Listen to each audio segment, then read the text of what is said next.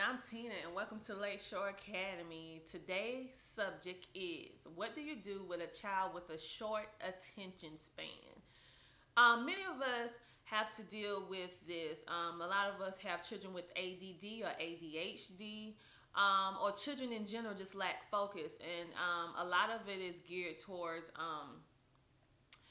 technology. They're having such an onslaught of technology available. They're exposed to more technology at earlier ages. We receive information so fast now, from like you can get an answer to a question just by asking Alexa or asking a Google, or just simply looking it up online. I mean, information is so readily exposed to us in quick intervals that the traditional way of looking up information is almost non-existent now. However, I still use both forms. But what do you do when your child has a short attention span? Now, this is what I particularly did with my son who has a short attention span. Right now, we're going through the process of trying to de-electronic. Like, we use electronics only for school or only for short intervals at a time. Like right now we're on day 2 of like no electronics, which can be difficult because you do go through withdrawals. And then after we go through this period, then we're going to slowly integrate electronics back in our homeschool, and in our lives, slowly, maybe on a schedule like 2 to 3 hours a day, and not at a straight period that can break it up. So we're like going back and forth with how long, whether we're gonna do 2 hours a day or 3 hours. But I'll let you know about the update on that later. But right now we're in day 2 of no electronics, no television. Only thing we're doing is books, conversations, and outside with our education. So we're going back to the traditional way at this point. And it's going pretty well overall. It just takes adjustment. But I'm so sorry I keep going on a tangent. What I do is, when my son is having those moments where he is like fidgety, over fidgety, he's like looking off everywhere and stuff like that, what I tend to do is just stop and give him a 5, 10, 15 minute break, between 5 to 15 minute break.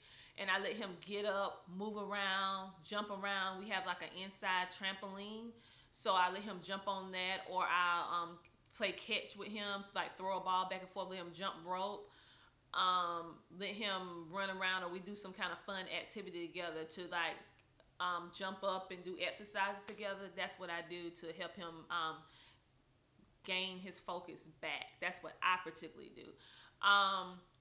And then also I do the reward system, where I say, well, if you can get through this and get to this point, then this is the reward that you can earn or that you will receive. Sometimes it's something that he really wants. Like my son still likes certain type of candy, so he'll earn that, or he'll earn more game time for later on in the week, based on how he gets through his work. So the reward system works very, very well. Some parents do not do reward systems. They frown on it.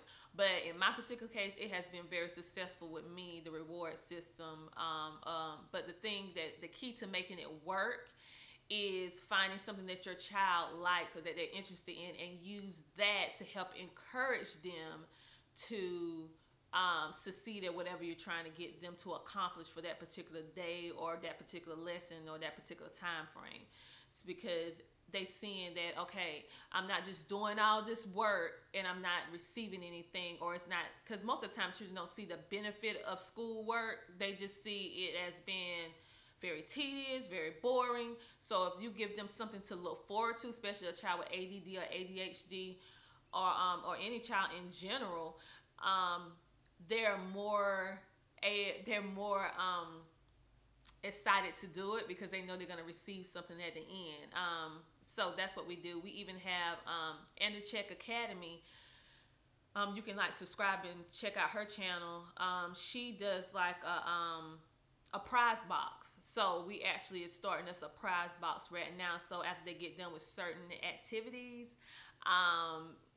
they receive something out of the box. Like we have like stickers, puzzles, candy, free. I put free time slips in there.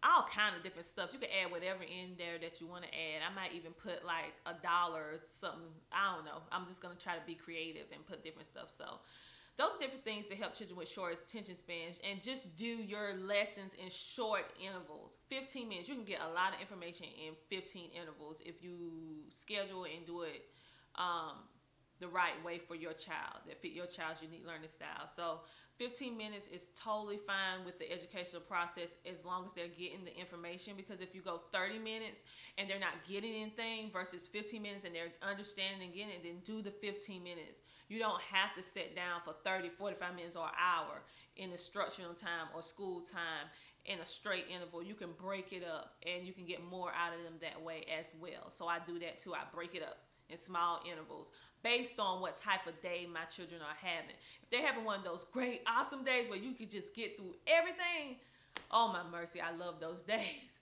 But then again, you have those days that you have to break or adjust your schedule, and you have to learn to be flexible. So again, I hope that this helped you understand how I do with my children with short attention span. It's possible to homeschool them and homeschool them well. We just have to adjust and be flexible with our schedules. Have a great day.